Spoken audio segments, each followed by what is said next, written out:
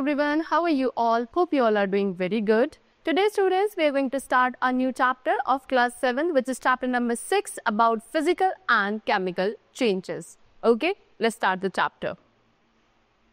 So we see various types of changes every day around us when you help your mother in preparing a glass of lemon shikanji. For a guess, the water becomes sour and also sweet if you add sugar and honey in it. This is a change. When you burn a candle, this is also a change. Changes can be of two types, that is physical and chemical changes. So student, what they saying कि we see various types of changes every day. यानी कि basically हम पूरे दिन में different types of changes को observe करते हैं around us. For example, they have given you कि जब हम क्या करते हैं शिकंजी और lemonade prepare करते हैं अपनी mother के साथ in the kitchen. So वहाँ पे वो जो water होता है वो थोड़ा सा क्या आपका salty and थोड़ा सा कैसा हो जाता है sour हो जाता है. जब आप उसमें salt, lemon and honey sweet भी हो जाता है, ये सारी चीज़ें आप ऐड करते हो, सो वो वाटर का अपना जो ओरिजिनल टेस्ट था वो चेंज हो जाता है. Okay, why? Because we add some new compounds or new some basic substances into it. So what is it? That is a mixture which you have prepared, right? So इस तरीके से वहाँ पे क्या आया, उस वाटर की प्रॉपर्टीज में चेंज आ गया, उसका टेस्ट चेंज हो गया. इस तरीके से अब आप कैंडल को बर्न करते हो, कैंडल भी क्या हो जाती है, कैंडल भी आपकी क्या हो, उसका साइज डिक्रीज होने लगता है. This is also a change. So basically changes is of two types, that is physical and chemical changes. Okay, now first of all we are going to discuss about physical changes.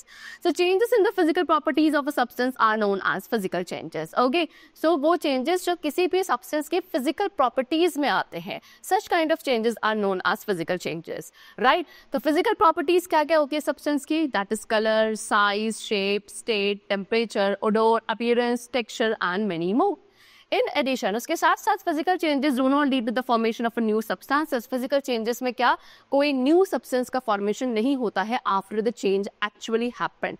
Change होने के बाद कोई new substance का formation नहीं होता है and physical changes आपके reversible हो सकते हैं and नहीं भी हो सकते हैं. Okay, चलो. Now they have given you some examples of physical changes. That is what expansion of metal on heating. अगर हम किसी मेटल को हीट करते हैं तो वो मेटल क्या हो जाता है, एक्सपेंड हो जाता है.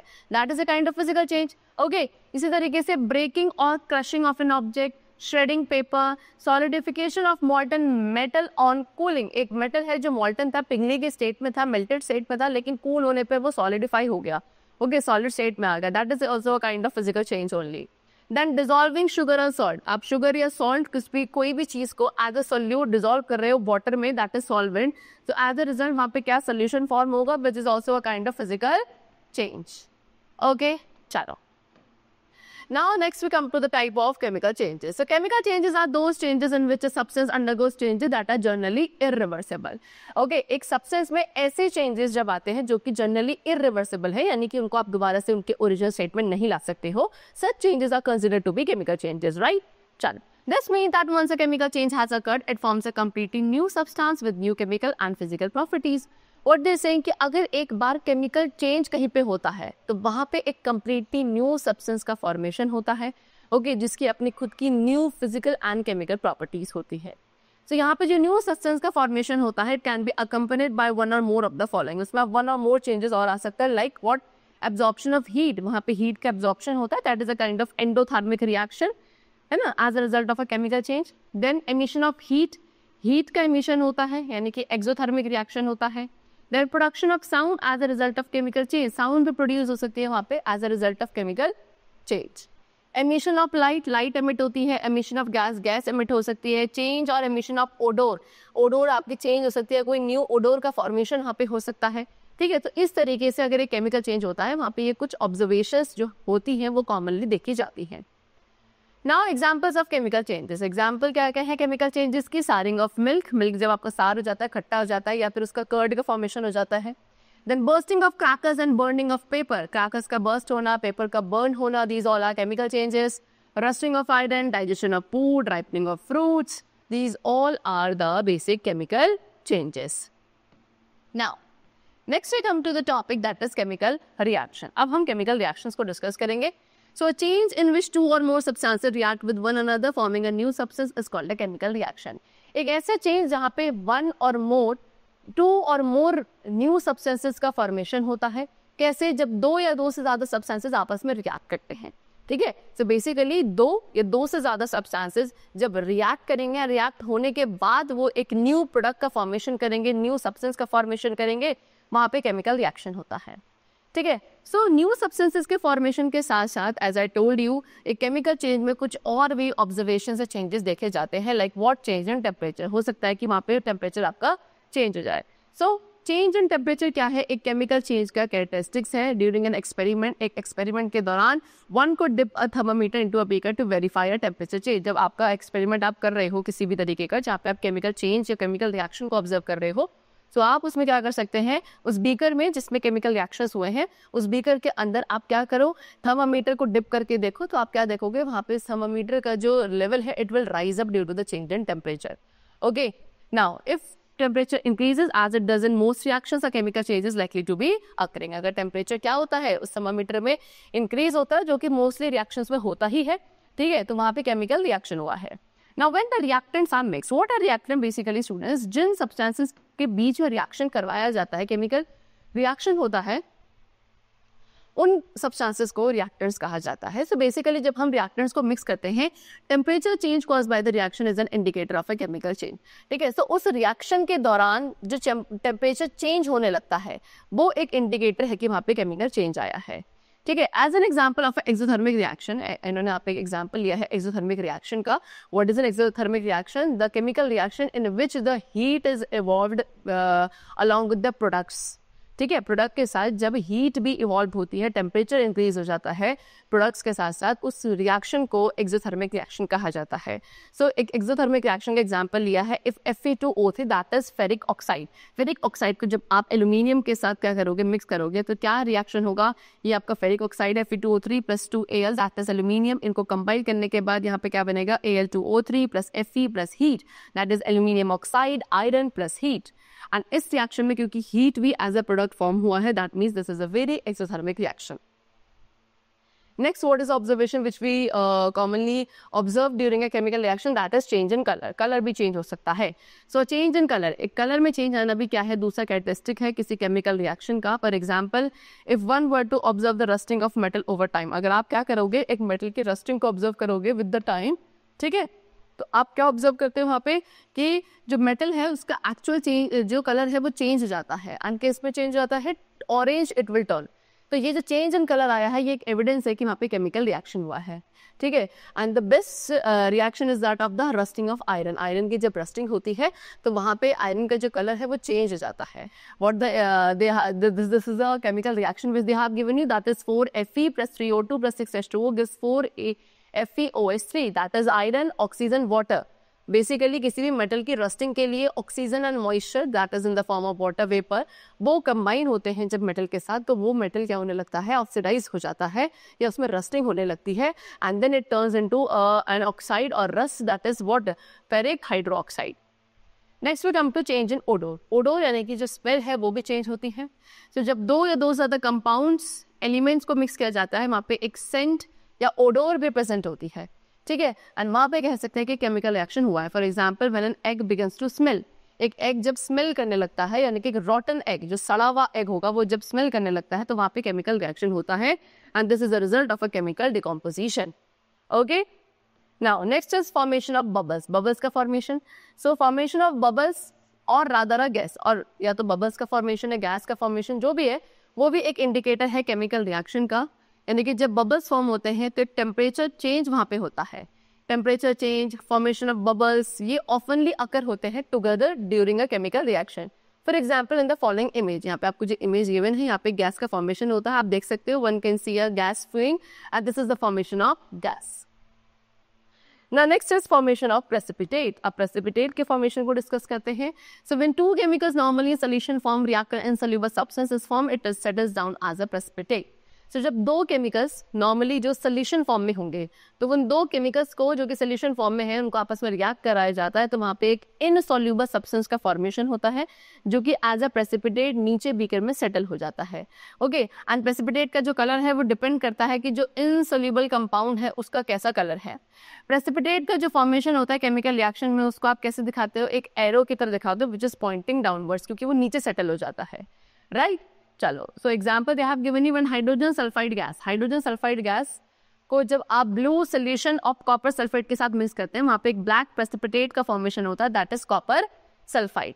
Okay, so this is CuSO4, copper sulfate plus hydrogen sulfide will give you H2SO4, which is sulfuric acid, and then it will give you copper sulfide, which is a kind of precipitate. So we can mark like this arrow downwards. ठीक है?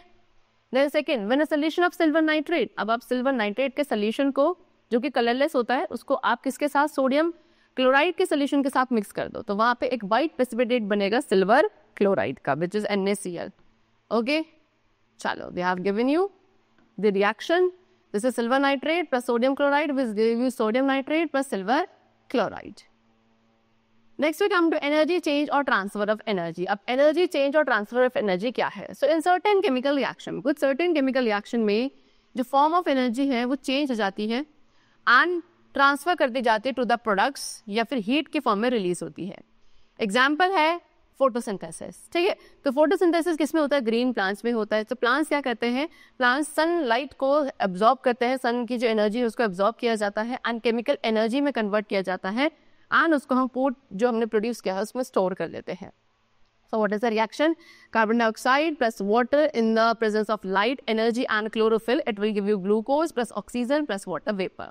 So इस reaction में energy जो कि heat form में थी वो आपकी रिलीज हुई है या एब्जॉर्ब हुई है एंड यहाँ पे आपके दो टाइप्स के क्या हुए हैं? रिएक्शन हुए हैं. सो कौन कौन से? Exothermic and endothermic. So those reaction during which heat is released, ऐसे रिएक्शन जिसके ड्यूरिंग का हीट भी रिलीज होती है प्रोडक्ट के साथ, उनको आप एक्सोथर्मिक रिएक्शन कहते हैं.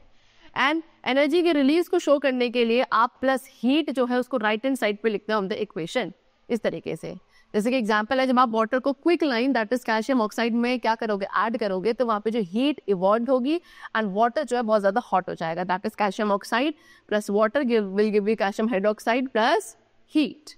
Okay, we can represent heat like this also. Next is all burning reactions are exothermic. जितने भी बर्निंग रिएक्शंस होते हैं वो सारे एक्सोथर्मिक होते हैं. Then we come to endothermic reaction. तो those reaction in which heat is absorbed are known as endothermic reaction. अब ऐसे reactions जिसमें reactant के साथ जो है heat energy absorbed होती है उन्हें endothermic reaction कहा जाता है. अब heat के absorption को show करने के लिए आप either क्या heat को रिटर्न लिखते हो equation के left hand side पे, या heat को लिखा जाता है equation के right hand side पे. ठीक है, चलो example, one carbon and sulphur. जब कार्बन सल्फर को आप हीट करोगे तो वो रिएक्ट करके क्या बनाएंगे? कार्बन डाइसल्फाइड बनेंगे एंड हीट जो है उस रिएक्शन में एब्जॉर्ब होगी. चलो, next is change of state. State भी चेंज हो जाती है, यानी कि कुछ केमिकल रिएक्शंस में फिजिकल स्टेट में भी चेंज आता है एंड जो चेंजेस होते हैं स्टेट्स के उनको शो करने के लिए, that is for solid, for liquid, और फॉर गैस, और फॉर एक्वस सोल्यूशन, इस तरीके से क्या लिखा जाता है? उनके सिंबल्स या फॉर्मूले के आगे आप उनकी स्टेट को लिखते हो. सॉलिड के लिए S, लिक्विड के लिए L, G for gas and AQ for aqueous solution of any compound. Okay, now जैसे कि एग्जांपल इलेक्ट्रोलाइसिस ऑफ वाटर. आप वाटर का इलेक्ट्रोलाइसिस कराते हैं, यानी कि उसमें इलेक्ट्रिसिटी अगर आप पास करते हो तो वो वाटर जो है वो सेपरेट हो जाता है and then it gives hydrogen और ऑक्सीजन गैसेस. सो वाटर आपका लिक्विड स्टेट में था, ठीक है, इसको आपने डिकम्पोज किया, इसको आपने इलेक्ट्रोलाइट करवाया. So यहाँ पे क्या क्या फॉर्मेशन हुआ? एक तो हाइड्रोजन का which is a gas, so we have written G for the gaseous state, and then there will be formation of oxygen also, and that is also a gas, so we will write G for the gaseous state also. Now types of chemical reaction. अब कितने type से chemical reaction होते हैं? So in a chemical reaction, one or more substances react to undergo a chemical change producing one or more new products, and we learn about 4 types of chemical reactions. So a chemical reaction में, as I told you, one or more substances, एक से ज्यादा substance क्या करते हैं? उनके बीच में chemical change आते हैं जिसकी वजह से वहाँ पे one or more new products का फॉर्मेशन होता है. ठीक है, सो बेसिकली हम यहाँ पे 4 टाइप्स के केमिकल रिएक्शंस को डिस्कस करेंगे. Number 1, combination reaction. So combination reaction में स्टूडेंट्स क्या होता है? यहाँ पे 2 या 2 से ज्यादा भी रिएक्टेंट्स हो सकते हैं. मिनिमम 2 से मैक्सिमम कितने भी हो सकते हैं, लेकिन they all together when they will combine, they all together will form a single product only. ठीक है, सो कॉम्बिनेशन रिएक्शन में 2 या 2 से ज्यादा रिएक्टर्स कंबाइन होकर सिंगल प्रोडक्ट का फॉर्मेशन करते हैं, that is known as combination reaction. See, in a combination reaction 2 or more substances react and combining chemically to form a single new substance. For example nitrogen जब हम hydrogen के साथ react कराएंगे तो क्या बनाएगा? अमोनिया. नाइट्रोजन प्लस हाइड्रोजन, ये यहाँ पे 2 रिएक्टेंट्स हो गए, लेकिन कंबाइन करके एक ही प्रोडक्ट बना, that is ammonia NH3. So this is a combination reaction. Okay, then again we have what? Rusting of iron. Iron की जो रस्टिंग है ये भी कॉम्बिनेशन रिएक्शन है, बिकॉज यहाँ पे आयरन ऑक्सीजन के साथ कंबाइन होता है under moist condition to form iron oxide, that is a rust and that is a single use substance. Okay, so iron plus oxygen plus moisture, ये सारी चीजें कंबाइन होकर एक ही बनाएंगे product, that is iron oxide Fe2O3. Okay, next type of chemical reaction is decomposition reaction. Decomposition reaction क्या होता है? This is a reverse of combination reaction. जी, कॉम्बिनेशन में दो या दो से ज्यादा रिएक्टर्स कंबाइन होकर सिंगल प्रोडक्ट बनाते थे, लेकिन डिकम्पोजिशन रिएक्शन में क्या होता है? सिंगल रिएक्टेंट ब्रेक होकर दो या दो से ज्यादा प्रोडक्ट बनाता है, and such type of reactions are known as decomposition reaction.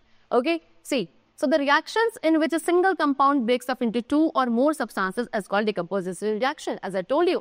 ठीक है, ऐसे केमिकल रिएक्शन जहाँ पे एक सिंगल रिएक्टेंट होगा लेकिन वो ब्रेक होके दो या दो से ज्यादा प्रोडक्ट बनाएगा, उसको डिकम्पोजिशन रिएक्शन कहा जाएगा. ठीक है, सो डिकम्पोजिशन जो है नॉर्मली या तो आप इलेक्ट्रिसिटी पास करते हो, या सनलाइट के प्रेजेंस में होता है, या हीट के प्रेजेंस में होता है. सो बेसिकली यहाँ पे कोई ना कोई एनर्जी की फॉर्म आपको रिक्वायर्ड होती है for a decomposition reaction to take place. Okay, see mercury oxide को जब हम हीट करेंगे, mercury oxide is single reactant, लेकिन आपने उसमें एक एनर्जी को क्या करा है, कंबाइन किया, तो वो डिकम्पोज होकर क्या बनाएगा? Mercury and oxygen. See mercury oxide, that is HgO, in the presence of heat will give you Hg plus O2. Single reactant will give you two product, that means this is a decomposition reaction. Again, copper carbonate को heat किया जाएगा, ये decompose होके copper oxide and carbon dioxide बनाएगा. See, copper carbonate CuCO3 किसके presence में? heat की presence में will give you copper oxide plus carbon dioxide. Again, single reactant, but the products are two, that means it's a decomposition reaction. Next we come to displacement reaction. So displacement reaction में क्या होता है? यहाँ पे एक element दूसरे element को उसी के कंपाउंड में से डिस्प्लेस कर देता है, being a high reactive element. Okay, so एक हाई रिएक्टिव एलिमेंट दूसरे लो रिएक्टिव एलिमेंट के कंपाउंड में से उसी एलिमेंट को डिस्प्लेस करके अपना खुद का कंपाउंड फॉर्म करता है. Such type of reaction are known as displacement reactions. So in this type of reaction, one element replaces another element in a compound. In general, a more reactive element replaces a loose reactive element from its compound, as I told you. है ना? देखो, जैसे कि example है iron react with copper sulphate in solution replacing copper. See, iron क्या कर रहा है? कॉपर सल्फेट एक कंपाउंड है, ठीक है, लेकिन कॉपर यहाँ पे एक लेस रिएक्टिव मेटल है एज कंपेयर टू आयरन. तो आयरन सिंगल एलिमेंट है, लेकिन क्योंकि वो कॉपर से ज्यादा रिएक्टिव है तो वो कॉपर सल्फेट सोल्यूशन में से कॉपर को डिस्प्लेस करेगा एंड डिस्प्लेस करके अपना कंपाउंड बना लेगा, that is what? Ferrous sulphate. See, we will observe it in this equation. So this is ferrous, that is iron, and this is copper sulfate, that is what? A bright blue solution. अब copper sulfate, क्योंकि यहाँ पे copper less reactive है, तो iron ने copper sulfate में से copper को displace कर दिया और क्या बना लिया? Ferrous sulfate, which is of greenish black color, and copper will be displaced. इसी तरीके से बहुत सारे रिएक्शंस जब ऑब्जर्व किए जाते हैं, जब मैग्नीशियम और जिंक को आप कॉपर सल्फेट के साथ रिएक्ट करोगे, क्योंकि मैग्नीशियम जिंक दोनों ही कॉपर से ज्यादा रिएक्टिव है. तो जब कॉपर सल्फेट को मैग्नीशियम के साथ रिएक्ट करा तो मैग्नीशियम ज्यादा रिएक्टिव है, तो उसने क्या कर दिया? कॉपर को डिस्प्लेस कर दिया और अपना कंपाउंड बना लिया, that is magnesium sulphate. Similarly with the zinc being a more reactive element, it will displace copper from its compound and will form zinc sulfate, and copper will be displaced from its own compound. Now next we come to double decomposition reaction. Double decomposition reactions क्या होते हैं? So double decomposition reaction में basically ऐसे reactions हैं जहाँ पे cations and anions. Ions का जो है वो exchange होता है from the two compounds. So reaction in which the cations and anions are exchanged, that is called a double displacement reaction. For example, silver nitrate, sodium chloride. Silver nitrate, sodium chloride. तो silver nitrate, sodium chloride को जब आपने combine कराया तो यहाँ पे क्या होगा? Silver जो है वो किसके साथ? आपका Cl के साथ कंपाउंड बनाएगा, that is what? Silver chloride. And Na जो है सोडियम, वो NO3 के साथ कंपाउंड बनाएगा, दैट इज सोडियम नाइट्रेट. तो यहाँ पे एक्सचेंज ऑफ आयंस हो रहा है. Similarly barium chloride plus sodium sulphate will form barium sulphate plus sodium chloride. Okay, now next we come to the topic that is key differences between physical and chemical changes. अब physical and chemical changes के बीच में कुछ key differences they have given you. Number 1, physical changes refers to such changes in the material when the mass of the substance and the internal arrangement of the molecules and atoms remain same even after the reaction. So physical changes ऐसे changes हैं जहाँ पे जो material है, ठीक है, जहाँ पे जिन मटेरियल्स के अंदर फिजिकल चेंजेस हो गए उसमें बेसिकली क्या होगा? सब्सटेंस का जो मास है एंड जो इंटरनल अरेंजमेंट होता है मॉलिक्यूल्स का एंड एटम्स का, वो सेम रहता है even after the reaction. It does not change, right? And on the contrary अगर हम उसके ऑपोजिट में देखें तो जब चेंजेस के अंदर न्यू सब्सटेंस का फॉर्मेशन होता है ओरिजिनल स्टेट से, उसको आप केमिकल चेंज कहते हो। एंड इसमें एटम्स एंड मॉलिक्यूल्स का जो अरेंजमेंट है सब्सटेंस के अंदर वो क्या हो जाता है, चेंज हो जाता है, also get altered. Next differences, physical changes are temporary, physical changes आपके टेम्पररी होते हैं, यानी कि इसमें क्या होता है डिफरेंट फेजेस जो है मैटर का उनका ट्रांसफॉर्मेशन होता है, like solid to liquid, liquid to gas. लेकिन जब केमिकल चेंजेस होते हैं वहाँ पे वो जो स्टेट में चेंज आता है वो परमानेंट होता है, ठीक है, क्योंकि वहाँ पे बेसिकली न्यू बॉन्ड्स का फॉर्मेशन होता है, न्यू बॉन्ड्स बनते हैं, पुराने वाले बॉन्ड्स को ब्रेक करके न्यू बॉन्ड्स का फॉर्मेशन होता है, जिसकी वजह से न्यू कंपाउंड्स का फॉर्मेशन होता है। Third is physical change affects only physical properties, physical change से मटेरियल की केवल फिजिकल प्रॉपर्टीज अफेक्ट होती है, लाइक शेप, साइज, कलर। देखिए केमिकल प्रॉपर्टीज जो है physical as well as chemical दोनों ही प्रॉपर्टीज जो है मटेरियल की उनको क्या करता है, अफेक्ट करता है, एंड जिसकी वजह से एटम्स एंड मॉलिक्यूल्स जो है मटेरियल के वो भी चेंज हो जाते हैं। Okay, then next is what, no new substance, ठीक है, नो न्यू सब्सटेंस यानी कि कोई न्यू सब्सटेंस का फॉर्मेशन नहीं होता। इवन फिजिकल चेंजेस जो है वो जनरली आपके रिवर्सिबल होते हैं, जबकि केमिकल चेंजेस हमेशा न्यू सब्सटेंस का फॉर्मेशन करते हैं, एटम्स एंड मॉलिक्यूल्स खुद को रीअरेंज कर लेते हैं, जिसकी वजह से एक न्यू कंपाउंड बनता है, एंड ये आपके रिवर्सिबल और इरिवर्सिबल दोनों ही हो सकते हैं। Then there is no energy required और produce during physical changes, physical changes के दौरान कोई भी एनर्जी की रिक्वायरमेंट नहीं होती, ना ही कोई एनर्जी प्रोड्यूस होती है। लेकिन केमिकल चेंज में हमेशा एक एनर्जी की रिक्वायरमेंट होती है, एनर्जी या तो ऑब्जर्व होती है या रिलीज होती है in the form of light, heat और साउंड। देन कुछ एग्जांपल्स आपको फिजिकल चेंज के गिवन है in the day to day life, that is shaping the clay in different shapes, clay को जब आप डिफरेंट शेप्स में शेप देते हो that is a kind of physical change only. Tearing of paper, changing of ice into water और vice versa, cutting a wooden ply, these all are the examples of what physical changes. And if we talk about chemical changes, so chemical changes के भी आपको example given है, that is burning of a matchstick, fuel, digestion of food, formation of curd, cooked or ripe vegetable, fruits, getting old. Okay, these are the examples of chemical changes. Now the next topic is rusting of iron. So when an iron objects are left exposed to moist air, oxygen and water, substance with the brown flaky layer is observed on their surface, and this brown flaky layer is hydrated iron oxide and it is called rust. So basically जब iron objects को हम क्या कर देते हैं, moist air के साथ expose करते हैं, वो moist air के साथ ज़्यादा expose हो जाता है iron के objects जैसे कि oxygen and water, तो वहाँ पे एक new substance जिसका एक brown flaky layer होगी, उस न्यू सब्सटेंस को आप ऑब्जर्व करोगे उनके सरफेस पे। ये ब्राउन फ्लेकी लेयर जो है वो क्या होती है, हाइड्रेटेड आयरन ऑक्साइड होती है, जिसको क्या कहा जाता है, रस्ट कहा जाता है, ठीक है।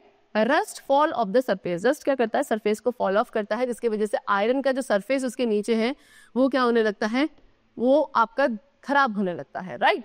एंड जो रस्टिंग ऑफ आयरन है ये एक स्लो चेंज है जो कि पूरे के पूरे आयरन ऑब्जेक्ट्स को पूरी तरीके से डिस्ट्रॉय कर देता है। आयरन एक बहुत इंपॉर्टेंट मेटल है बिकॉज इसको bridge, car, ship, trucks, gate, benches and बहुत सारी यूजफुल आर्टिकल्स बनाने के लिए यूज किया जाता है। एंड एवरी ईयर, हर साल एक काफी बड़ा मॉनेटरी लॉस जो है वो हमें होता है due to damage of iron articles by rusting, ठीक है। So what is the process of rusting of iron, that is represented as what, iron plus oxygen plus water, ठीक है। आयरन जब ऑक्सीजन प्लस वाटर के साथ expose होगा तो it will form rust, that is hydrated iron oxide, formula is Fe2O3.H2O। So rusting of iron becomes faster if the content of moisture in the air increases. अगर air में जो moisture का content है वो increase हो जाता है तो आयरन की रस्टिंग भी ज़्यादा बड़े रेट पे होने लगती है। For example the part of the ship, जो शिप का जो पार्ट है जो हमेशा अंडर वाटर रहेगा वो जल्दी क्या होता है, उसमें रस्टिंग ज़्यादा होती है, एंड रस्टिंग जो है वो सॉल्टी वाटर में और ज़्यादा फास्ट रेट पर होने लगती है, ठीक है। ओके, चलो now next topic which we are having is prevention of rusting of iron. Iron की जो रस्टिंग है उसको कैसे प्रिवेंट किया जा सकता है, तो आयरन एंड जिसके एलॉयज को काफ़ी वाइडली यूज़ किया जाता है बहुत सारे structures and machinery and objects के फॉर्मेशन में, एंड इसीलिए जो आयरन का कॉरोजन उसको प्रिवेंट करना काफ़ी इंपॉर्टेंट है। कुछ preventive methods they have discussed. Number 1, alloys that are resistance to rusting. हम क्या बना सकते हैं, एलॉयज बना सकते हैं जो कि रस्टिंग के लिए रेजिस्टेंट होते हैं। तो कुछ एलॉयज है आयरन के जो रस्ट रेजिस्टेंट होते हैं, एग्जाम्पल्स है stainless steel and weathering steel, ठीक है। तो कॉर्टन स्टील ये क्या करता है, ये काफ़ी स्लो रेट पे क्या रस्ट होता है जब अगर आप इसको किसी नॉर्मल स्टील के साथ कंपेयर करोगे। इस एलॉय में रस्ट एक प्रोटेक्टिव लेयर बना लेता है एलॉय के सरफेस के ऊपर, जिसकी वजह से जो कॉरोजन है वो आगे नहीं हो पाता। Next method is galvanization. Galvanization is the process of applying a protective layer of zinc on the metal. Metal के ऊपर एक जिंक की प्रोटेक्टिव लेयर की जो कोटिंग करी जाती है उस प्रोसेस को गैल्वेनाइजेशन कहा जाता है. ये काफ़ी कॉमन मेथड है जिसमें हम आयरन की रस्टिंग को प्रिवेंट कर सकते हैं. कैसे किया जाता है? मेटल को डिप किया जाता है सो दैट उसको हम प्रोटेक्ट कर सकें इन हॉट मॉल्टन जिंक में, या फिर आप इलेक्ट्रोप्लेटिंग प्रोसेस के थ्रू भी इसको क्या कर सकते हो, डिपॉजिट कर सकते हो. जिंक रिलेटिवली एक चीप मेटल है that sticks to steel easily, जो स्टील पर इजीली स्टिक हो जाता है. उसके साथ साथ ये कुछ क्या आपका कैथोडिक प्रोटेक्शन भी ऑफर करता है आयरन सरफेस को by acting as an anode, and जो जिंक लेयर है वो आपकी कॉरोड हो जाती है instead of iron due to this. लेकिन डिसएडवांटेजेस भी कुछ हैं गैल्वेनाइजेशन की. What? It only provides protection. ये सिर्फ प्रोटेक्शन जो प्रोवाइड करता है वो कॉरोजन से जो करता है वो एक लिमिटेड अमाउंट ऑफ टाइम के लिए करता है, बिकॉज जिंक लेयर जो है धीरे धीरे इस प्रोसेस में क्या हो जाती है, ईट अप हो जाती है. एंड इसीलिए जो हाईली कॉरोसिव एरियाज है वहाँ पे गैल्वेनाइजेशन इतना ज़्यादा इफेक्टिव नहीं होता है. Then we come to coatings. उसके बाद थर्ड मेथड क्या है? कोटिंग्स. यानी कि डिफरेंट टाइप्स के कोटिंग्स जो है उनको हम एक्सपोज मेटल के सरफेस पे अप्लाई कर सकते हैं so that to prevent corrosion. Example कुछ कोटिंग्स के जो कि क्या करेंगे, रस्टिंग को प्रिवेंट करेंगे, that is paint, wax tape, varnish. Okay, तो जो छोटे छोटे से ऑब्जेक्ट्स हैं उनको आप क्या कर सकते हो, कोट कर सकते हो वाटर डिस्प्लेसिंग ऑयल के साथ, जो कि ऑब्जेक्ट की रस्टिंग को प्रिवेंट करते हैं. बहुत सारे इंडस्ट्रियल मशीन्स एंड टूल्स जो आयरन के बने हैं उनको ग्रीस की लेयर के साथ कोट किया जाता है, जो कि मेटल को ल्यूब्रिकेट कर देते हैं एंड फ्रिक्शन को रिड्यूस करके साथ साथ रस्टिंग को प्रिवेंट करते हैं at the same time. Now next we come to the topic that is crystallization. Crystallization is defined as a process by which a chemical is converted from a liquid solution into a solid crystalline state. So crystallization एक ऐसा process है जहाँ पे कोई भी chemical को liquid solution से convert किया जाता है एक solid crystalline state में. तो ये जो widespread use है crystallization का industries में is in part due to the fact that crystallization acts as both a separation and purification step. इतना ज़्यादा जो इसको वाइडली यूज़ किया जाता है इंडस्ट्रियल एरिया में वो किस फैक्ट की वजह से कि क्रिस्टलाइजेशन एक सेपरेशन एंड प्योरिफिकेशन दोनों ही स्टेप में एक्ट करता है. ऑलमोस्ट जितने भी केमिकल प्रोसेसेस हैं वो क्या यूटिलाइज करते हैं एटलीस्ट वन क्रिस्टलाइजेशन स्टेप को. For example they have given you sea water. ठीक है, तो सी वाटर में काफ़ी सारे सॉल्ट डिजॉल्व होते हैं एंड जो कॉमन सॉल्ट क्या करता है हमारे फूड में टेस्ट ऐड करता है. उसको कैसे ऑब्टेन किया जाता है? सी वाटर को इवेपोरेट करके. और उसके बाद जो सॉल्ट हम ऑब्टेन करते हैं वो काफ़ी छोटे छोटे क्रिस्टल्स की फॉर्म में होता है एंड सॉल्ट के जो क्रिस्टल्स हैं वो उसके सोल्यूशन से ऑब्टेन किए जाते हैं. सो इस तरीके से एक ऐसा प्रोसेस जहाँ पे एक सोल्यूशन से क्रिस्टल्स का फॉर्मेशन होता है that is called crystallisation process. Okay, चलो. So the chapter is completed. I hope you all must have understood the different concepts of changes, the difference between physical and chemical changes, the various types of chemical reaction and many more facts. We'll meet you very soon in the next class. That's all for today. Let's meet very soon. Till then, take care and thanks to everyone.